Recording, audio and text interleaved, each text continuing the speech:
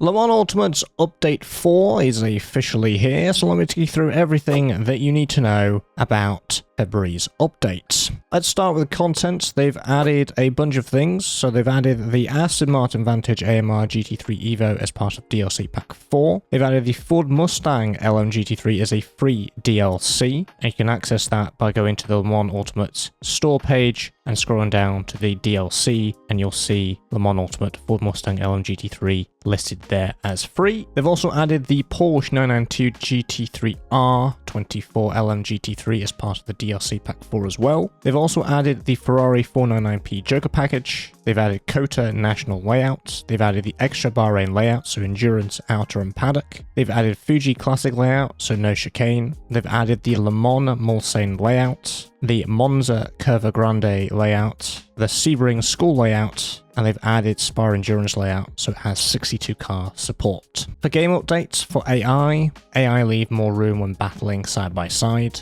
They fixed various issues with AI rejoin awareness, including random dangerous rejoins. They fixed AI misestimating corner radius on entry for overtaking, picking the outside line, running wide, and getting out of shape. They fixed the inconsistencies in AI performance, and they fixed the unrealistic AI movements when racing in large groups in close proximity. They've improved the AI trail braking and fixed random lockups, and they've done improvements to AI tire management so they only change tires when necessary. They've increased the gap lapping AI cars leave on straights, and instead of trying to stay side by side when overtaking braking zones, cars now pull ahead. For online championships, they've added the ability to view past championships, and championship protest point reductions are available for human admins. For cockpit displays, they've added option for default value on cockpit displays for non-player cars. They've added an option for engine mode text on cockpit displays. They've added an option to specify maximum RPM for cockpit display. They've also added tire pressure icons for cockpit displays. They fixed missing ABS mode header text on setting change readout and the abbreviated TC headers. They fixed track status inaccuracies on cockpit display. They've also fixed the tire temperatures on cockpit displays to use internal temperatures. For gameplay, they've added tire warmers as a toggleable option. They fixed issues around lap counts and penalties after session finished at Sebring when returning or exiting the pits. They've reduced the slightly wet track range to be more accurate with the required crossover from dry to wet. They've updated co-op and online events to show if tire warmers are used. They fixed go-to-grid audio not playing on the session change from qualifying to race. For hosted servers, the fixed no car chosen error message when selecting car on hosted servers. And they've also fixed an error message being displayed when leaving a hosted server and trying to join a different one. For HUD, they've added a basic HUD mode,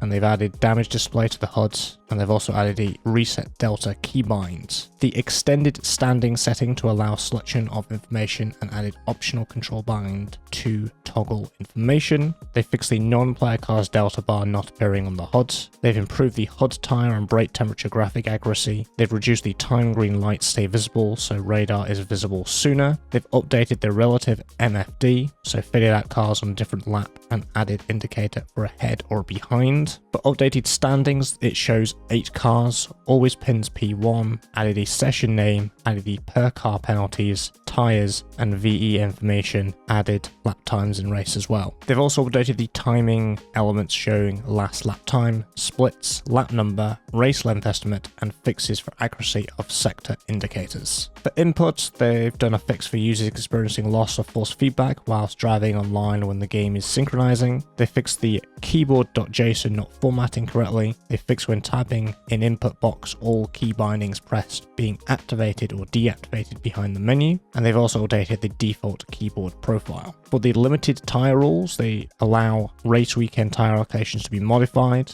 They've enabled shared allocation in qualifying and race sessions. The fixed tire compound is switching from wet to medium when viewing race results online. They've also fixed wet tires incorrectly deducting from your tire allocation. For netcode, they fixed server crash upon getting server description, and there's a potential fix for server crash on disconnects as well. For online, they fixed the sizing issue on players' position in post-race screens. They've also fixed wet tires swapping back to default tires when returning to the garage before a race starts. They've also updated netcode to send NRG levels to all clients. For physics, they fixed the rare occurrence of a car being launched into the air when resuming from pause menus when the game reads an unexpected value from clutch inputs. For race control, they've added the practice server remaining time info. For race starts, they've improved the detection for slow cars on the grid to avoid erratic driving penalties caused by cars ahead. For race starts, the Sebring School circuit, the race start guide shoots forward before returning to the correct position. For race weekend, they've added tire warmers and tire limits to the race weekend overview, and they fix event default settings not applying when changing championship. For replay, they fix only one replay saving at Interlagos. For save and load, they fix the AI being slow when loading save race weekend from qualifying into a race. For settings and profiles, they've added key assignment option for spectator cameras, and there's a fix for crash when custom vidres is set for triple screens and borderless is set to 1, and there's a fix for custom vidres and multi-view not saving when closing the game and starting it again. For user interface, they've done one thing here and they've updated the circuit selection screen to accommodate alternative layouts. For track updates, for Spa, there's been an AI defensive and block path improvements with an update position of cameraman at the bottom of Eau Rouge. For Fuji, Sebring and Monza, they've also had the AI defensive block path improvements, as well as Le Mans, and Le Mans also has fixed racing line at the Porsche curbs as well. For Kota, they've fixed AI too soon before the speed limit line when entering the pit lane. They've updated turn 1 AI line as well, and for Bahrain, they've optimized all barrier collisions. For car updates, they've adjusted the aerial cockpit font to remove outline. They fixed the W spacing on aerial font for cockpit displays. They've updated the Coach Dave Academy GT3 setups. They've added default setups, BOP, upgrades for alternative layouts, which is the same as the main track. They've revised the BOP for existing GT3 cars. They've updated the default setups of existing GT3 cars. They've updated the GT3 AI to take advantage of more realistic AI tyre physics. They've updated the GT3 tyres, so adjustments to the front and rear grip and load sensitivity balance, slight increase in grip loss from slip temperature and yaw, and slight increase in thermal degradation. Specifically for the Ferrari 499P, they've added the Joker model to post-Le Mans events only. They've added the missing ERS light. For Cadillac V-Series R, Porsche 963, and the Lamborghini SC63, they've added the missing ERS light. The Azoto Franceschini, they've added the missing ERS light as well as fixed small issue with driver animation. For the Ferrari 296 GT3, they've corrected the mirror color of number 55. The Corvette Z06 GT3, the dashboard was missing in external views. They reviewed the GT3 engine cooling and they've reviewed the top speed predominantly at Le Mans. For the Porsche 911 RSR, they fixed the collision model issues at the front. For the BMW M4 GT3, they fixed position of logos on the rear of the number 31 WEC2, and for the McLaren 720S GT3, they fixed rear wheels can be seen clipping through the car body at high load and fixed track-specific settings not loading correctly for McLaren GT3 at Interlagos. And that's it. That is your update 4 for Le Mans Ultimate. I'd like to know how you're finding this update and which new GT3 car out of the Aston Martin, Ford or Porsche that you'll be driving. If you enjoyed this video, found it helpful and informative, and like to see more content like this one, make sure you are subscribed. I will continue to cover racing and simulation news and updates, including Le Mans Ultimate.